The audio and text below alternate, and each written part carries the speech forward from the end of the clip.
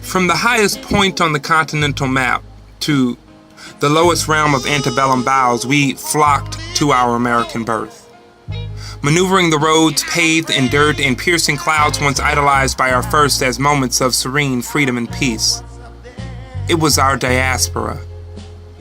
The capital of our fallen empire rested just past some deeply rooted trees. Though she was not loud in her presence, she slept proud in her memory. History so vivacious that her plain white color and subtle design couldn't stifle her creed, because she is the symbol of our common themes. And we approach her gate, guarded by the great protectors of those themes. Surely they would be ecstatic to see the return of Her Majesty, the great dukes and duchesses, the capital's kings and queens. Surely they would bow before the great family dynasty and greet our return with the great stuff of a great sea.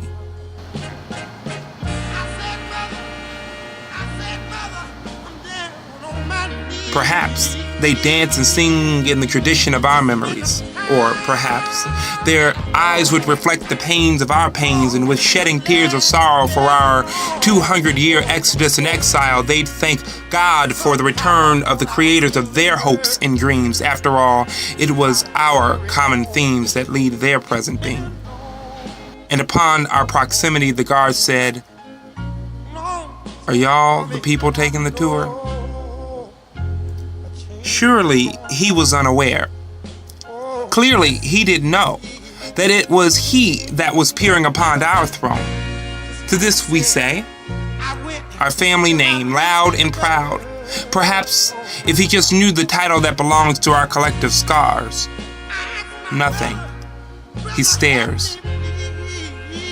Our title clearly didn't resonate too far, because he reminded us instead that this place was more sacred than what he thought was ours. No pictures, no talking, no wandering, no sitting, and most definitely, do not touch. And away we went to tour this place. The capital of our empire was instead the palace of our hate. And as to our lineage, he says there's no record for that claim. So here I am, an Overton, and I might as well be a plantation nigga again.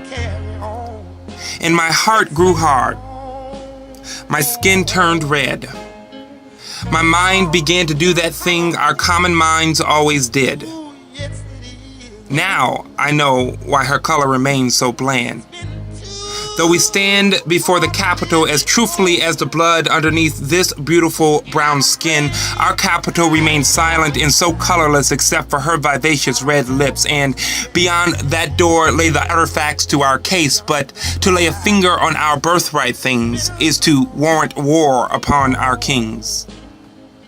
To my great sorrow and dismay, we have lost power over our being. We may be heirs and heiresses to a throne, but clearly we have much further to go before we are again kings and queens. But our hope is not lost, because our brilliance never was.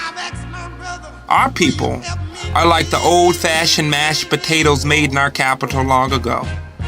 Yes, when the layers are peeled, we are white as the snow, but the Lord knows. The only thing that makes mashed potatoes good are those whose salt is like attitude, peppers like moles, butter for taste, and mixed and whipped. Look, aren't we bold? So despite the fall of our capital, let us be clear. Just like the men whose labor did seed this plant, our seeds will to this land. Thus I call to you, Overtons, near and far.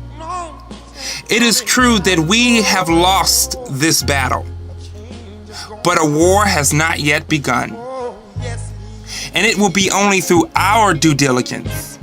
One day, we will host a diaspora back home, as blacks, as Americans, our home, created in true manifest destiny, the unintentional effect of unchecked power and superfluous heightened glory. And where our ancestors failed and our confused relatives fall, we must pick up the pieces and claim ourselves to be the kings and queens we are.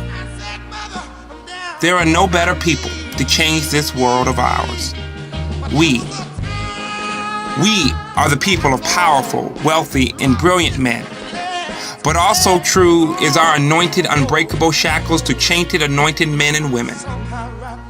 In us, these facts have made the most unique type of clan. Like all those mashed potatoes, of course there's white under our brown skin. But through the ingredients of experiences, we are spotted with all types of things. And with this, we have built an empire bigger than any capital in any southern city. Let them win their battle, and let us together realize this dream. It is our time. Let us stand tall and lay claim to all our common things.